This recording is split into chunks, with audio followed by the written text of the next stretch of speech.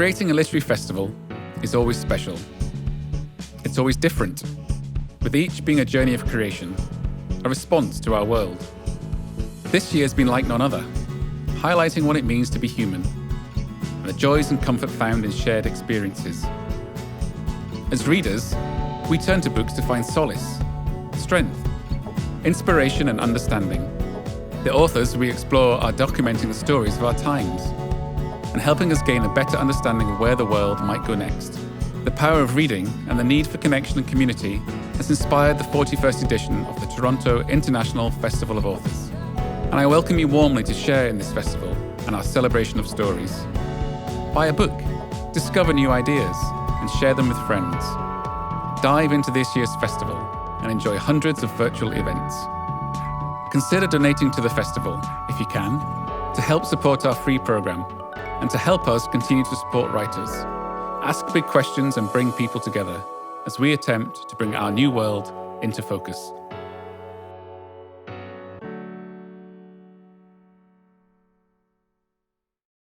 We respectfully acknowledge that words and ideas have been shared on this land for thousands of years. The land on which we operate has been occupied by the Anishinaabe, the Haudenosaunee, and the Wendat peoples, and is covered by Treaty 13 with the Mississaugas of the Credit First Nation. It is part of the Dish with One Spoon territory and is still home to many Indigenous people. We pay our respects to their elders past, present, and emerging. We thank those who have cared for the land and are sharing it with us. We are grateful to be here connecting with others in the celebration of stories. Hello, everyone. I'm Michaela Washburn, and welcome to the 41st edition of the Toronto International Festival of Authors, Canada's largest and longest-running literary festival. So thanks for joining us for the reread, Almighty Voice and His Wife by Daniel David Moses. In partnership with the Writers' Trust of Canada, we're pleased to present these 5 digital book clubs within the 2020 festival.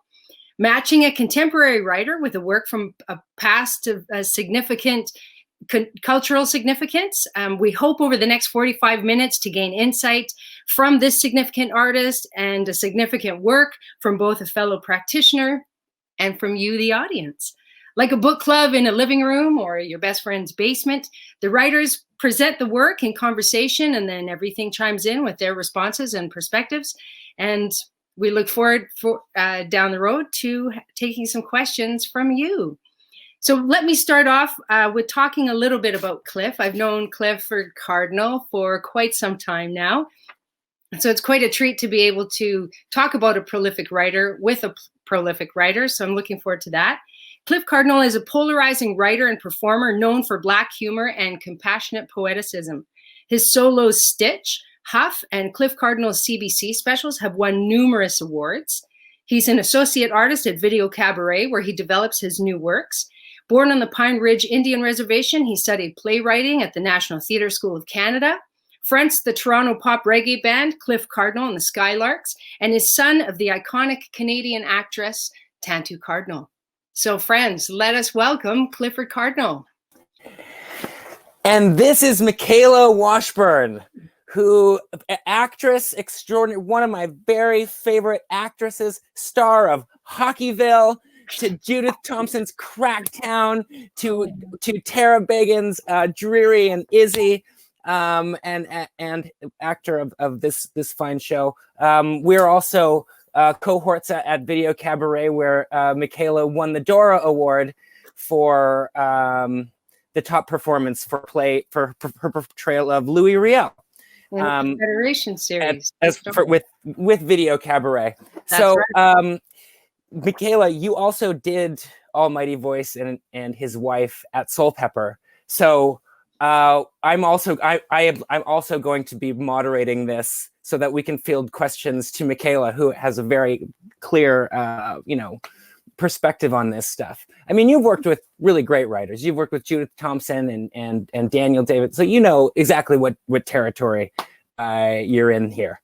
So, and yes, and Michaela is also my sister of 20 years. True story.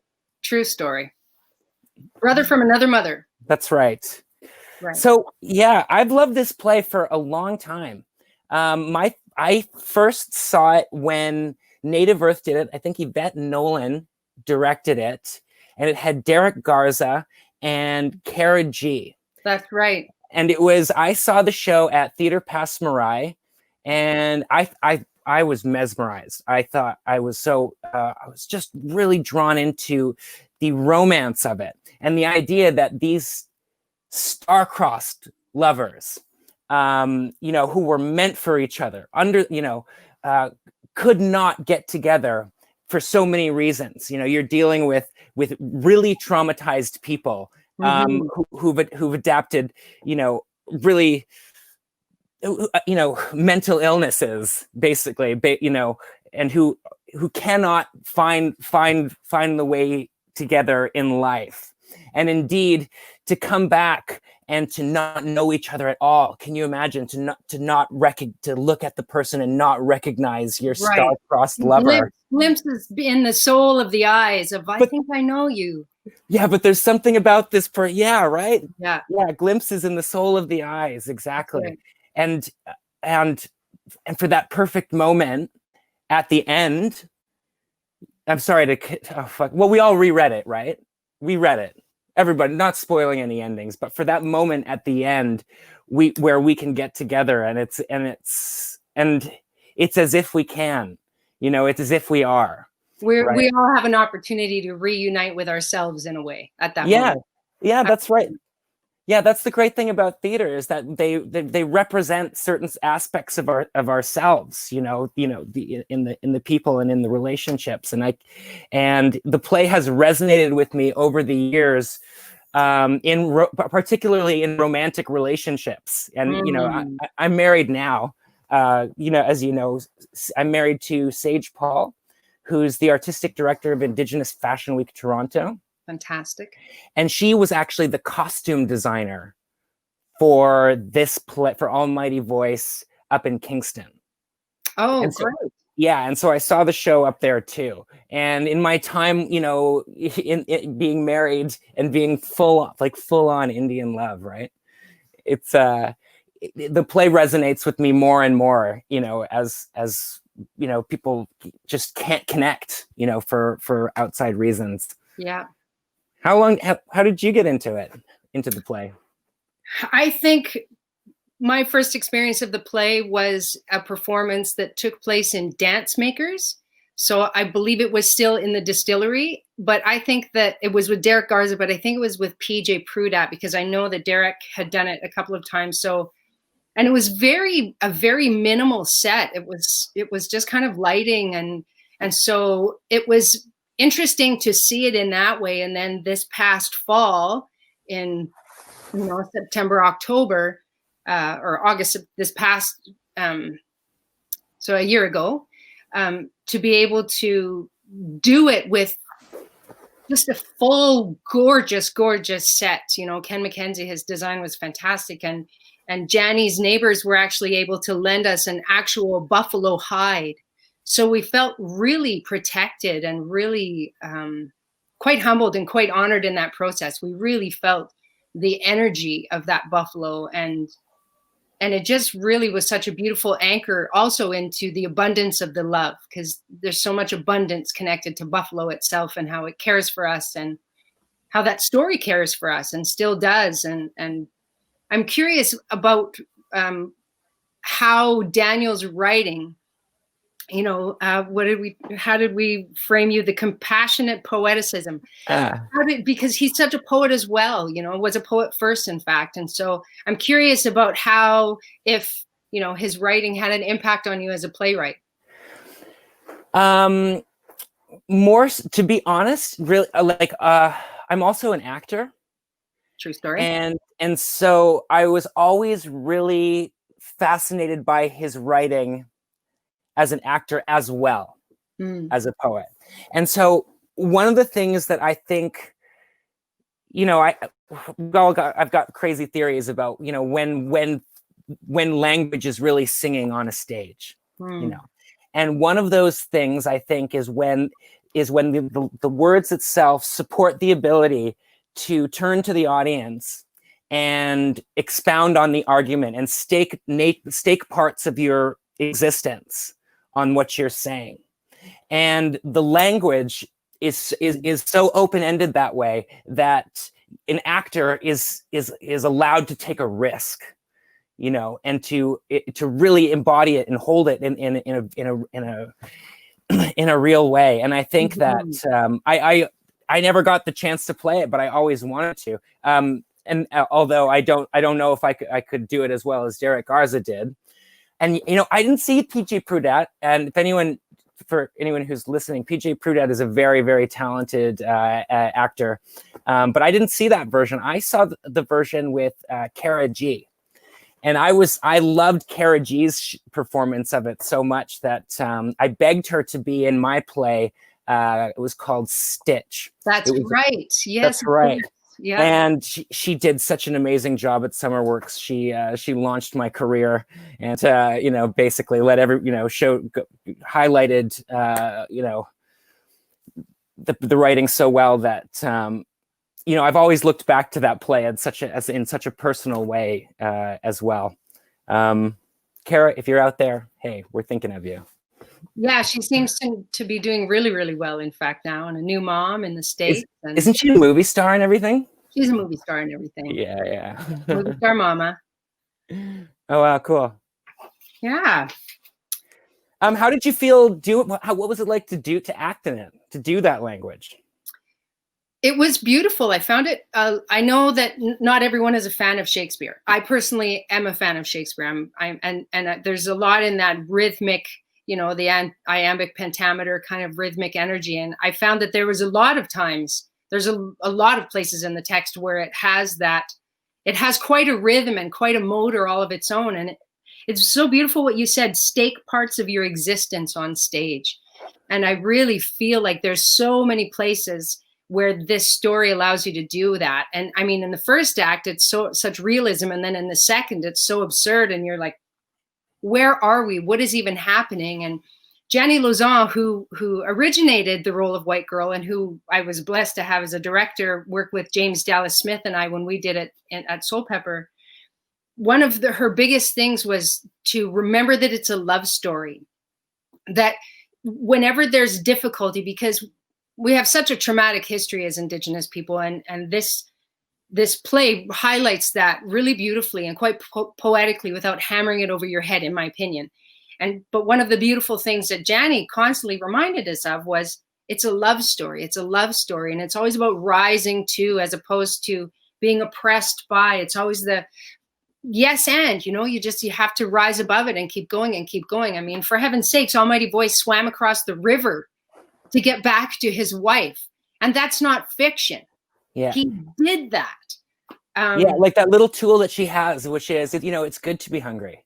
Reminds you that you're alive. Yeah. Right. Like that's just, you know, that's the kind of attitude you got to have when you are living in North America. Yeah. And also that the courage that both of them had to have, and the confidence within themselves to go, actually separating will save us. It feels like not, but actually going our separate ways and then meeting up again is what's going to ensure our survival right now. Yeah. You know? And it's so important to mention that aspect of it, because it is such a dangerous romance. You know, like it's one person who's much older, who already has wives, who's dangerous, who's a killer, you know, who could very well be, you know, a very frightening, menacing presence.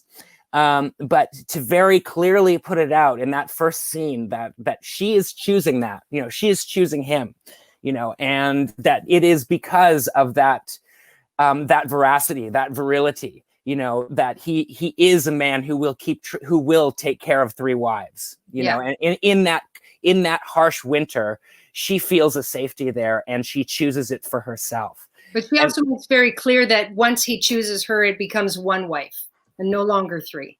Yeah. How did that work out? Well, I mean, it was unambiguous, right? Because she had her doubts. Sure. You know, like, yeah, her dad wasn't exactly the fondest of him. That said, he was dedicated and committed to her and loved her and took care of her and was loyal to her and only her. just to say that, yeah, that people are going to have their doubts no matter what.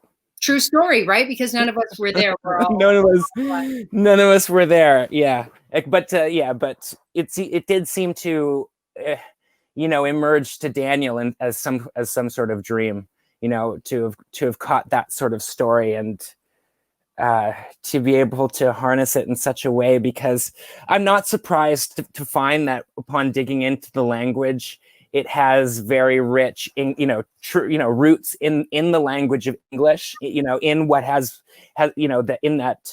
the concrete and steel that are the walls of drama on the stage that haven't been lost on a brilliant mind, and a brilliant student of language like Daniel David Moses. That's right. And to be able to take the songs like Amazing Grace or God Save the Queen and kind of usurp them, and turn them on their heads and launch in their text and song that's really about this intrinsic struggle for survival and identity, and just a beautiful way to layer in the harsh realities of things that were said and believed and taught about Indigenous people, and in many ways, in many places still are today, unfortunately.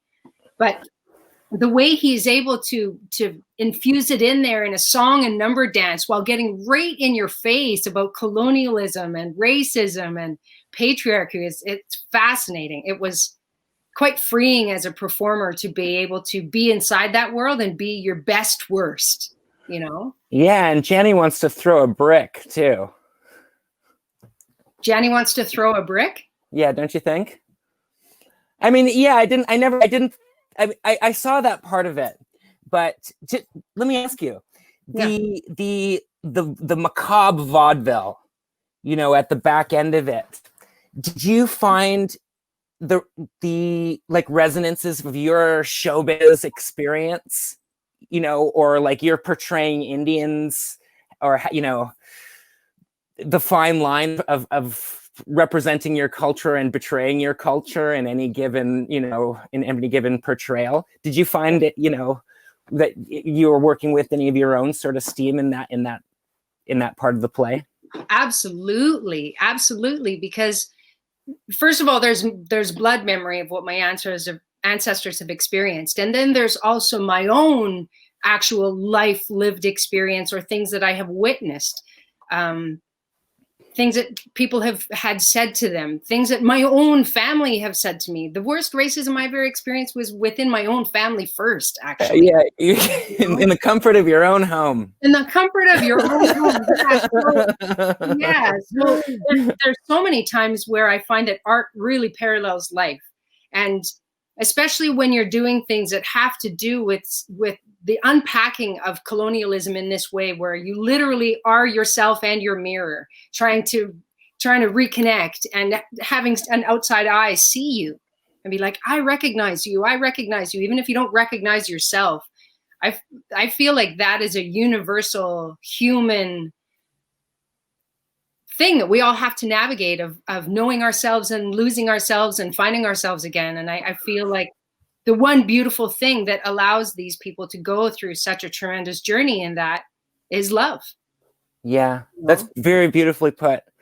In my life, racism affects my life in a very different sort of way than in the way that it affected Daniel's life, and what inspired, what brought him to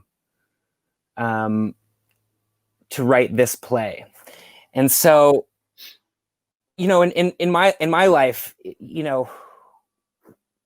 it's the people who've supported me and the people who've been there for me. It hasn't been about skin color or about any kind of, cultural background. It hasn't been about that. It's been about other things. But along the way, we have needed a tool. Call it a tool, call it a weapon, but it's satire. And it's the tool of every I call it disenfranchised group, and every persecuted person, in fact, has to use that tool. So, I mean, in a way, when in a place where, say, let's make it more singular about one person. So, we're not pretending that we talk for any group of people. But so for one person to wake up and feel shame in their day, they, yes, love will be there. Love might not be an option. First up, first that's going to have to happen is that we're going to have to get a laugh in there, right? We're going to have to crack it with a laugh. Yeah. And so Nietzsche said, without cruelty, there is no festival. Drew Hayden Taylor said that, Drew Hayden Taylor quoted one of his elders where he said that comedy is the lubrication to healing. So, I mean, like, to be honest, like I have white friends and Indigenous friends and I have all kinds of friends from all kinds of different walks of life. And there's one thing that I can't abide is people having hope taken from them. In any way that comes about, if you're taking hope away from someone, you should be stopped. True story. Yeah.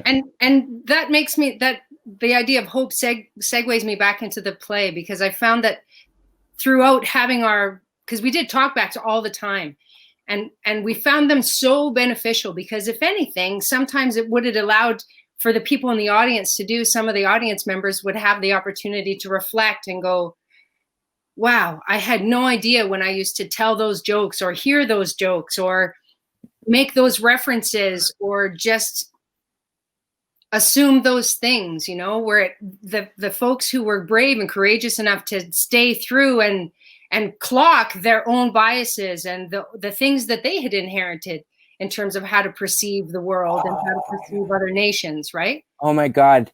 You know what? You just taught me something. And here's what it is. When you told me that they said that they used to make those jokes and they never thought about it, I didn't believe it.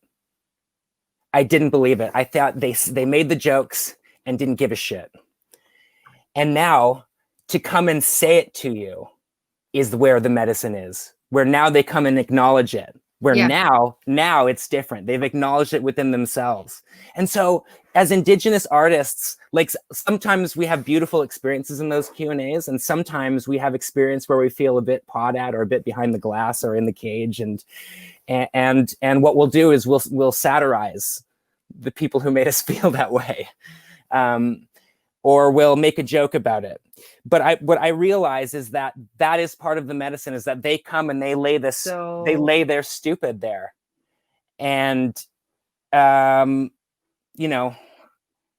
after that, I think it's they can't go back into their lives having had that human experience and make the same joke again. So I don't believe that they didn't know before, but I believe that now they've called themselves on it. I do. I have a tendency to believe that. I don't think it's for every single person, but I do think there are people who were unaware, because I was one of them. I grew up with certain jokes and certain expressions and references that are so racist, but I had no idea. And only because they were told in circumstances that would always generate a laugh, I repeated that as a kid, as a storyteller. I wanted to make people laugh and entertain people. So I found myself regurgitating some things that were highly inappropriate, highly offensive. I had no idea. Of course. Right? So I do think it's both. I think there are people who are like, oh, I didn't know. I feel really awful now, but I didn't know, but I know now. And then I think there are genuinely people who are like, I had no idea. Yeah, you're so right, Michaela. Like, you're so right. Like, when I was a kid, the people around me, I was so blessed to have such great teachers. Like Michael Hollingsworth was one of my heroes. You were my big sister, right? So like I had so many positive influences around me that it's like and so I always aspired to those positive things. Had Michael Hollingsworth been standing around like talking bad about it, any sort of racial demographic or saying sexist things, I would have loved it. I would have thought it was great. Anything Michael did, Right. But Michael came and saw the play. I was so honored. I was so over the moon to have him there. Where? He came and saw Almighty Voice and his wife at Soul Pepper. He did. He did. Yeah, that's great. Did you have a relationship with Daniel? one of the things that's super exciting is that I actually started my professional career with a Daniel play. So my first paid gig, it was before I was a member of the association. I wasn't a union member yet, but my very first paid gig was The Dreaming Beauty by Daniel David Moses, and I did it with the Bajmajig Theatre Group in Wikwemikong. So it felt like a really beautiful, and not like that I'm finished my career by any means, but it's an interesting time I did that play, then did a Keith Barker play, and then COVID hit. So it's an interesting and bizarre place to go. That was my beginning, and now I'm at and with Daniel's passing, it's like a bizarre kind of ending of a chapter, but it doesn't mean the book is over. But yeah. And Daniel was always supportive. I always saw him at events. He attended other things, other performances and other work that I had done. And he was just always so supportive. And when we were going throughout the process this past fall, he was just over the moon. He was so happy. And then, we got some beautiful nominations for the play, and Ken won. And it was a really, really beautiful production. I'm hopeful. And I imagine that Daniel was really happy about that. So I just see that we're getting some questions in our chat. Do you think this play could be taught in high schools? Would teenagers be ready to experience Daniel David Moses? Great question from Charlie Foran. And I say, absolutely. Yeah? I do. I think so. I think Daniel David Moses could be taught in high school. Like for heaven's sakes, when are we going to start talking about residential school? Like, when are we going to do that? And the beautiful thing with this play is it talks about those kinds of things. It touches on things like incarceration and how a person experiences that, and how that affects you spiritually, mentally, emotionally, physically, but it's beautiful in that it's not heavy-handed. We just see the characters living their life and their experience, and we're able to glean from that. I absolutely think high school students could handle it. What do you think, Cliff? When you put it like that, I think, I totally agree with you. Oh, I'm frozen. Somebody's frozen.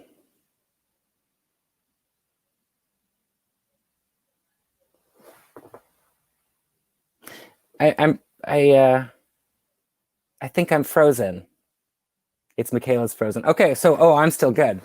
Okay, so unfortunately now I can't. Oh, the question. Oh, about the kids. Can you can you teach it in school? Yeah, absolutely. I think it would be just a great idea to teach Daniel David Moses in high school. I am someone who I do advocate for the classics as being not to be disregarded because it's not a popular thing right now. But I think certainly the canon can be opened up, and Daniel David Moses could be a part of it. Really the thing about teaching drama in high schools is that it's dependent on the teacher, I think. That's one of the reasons why I don't know how much I would want to have my own plays, taught in school, because it's so dependent on the teacher to put it into context for the students, or that seems to be what it happens. And if you get the wrong thread of it, it can be a bad thing. But in general, yeah, absolutely. Well, looks like Michaela's gone, everyone, and I want to say at this time that it was an honor to be here and to talk about this play, and to talk about Daniel, and to be here with my sister Michaela, and part of this theater scene that we've got today. Has really meant a lot to me. And so I want to say everyone to whose names we mentioned in this, and hope everybody is well, and best to you all.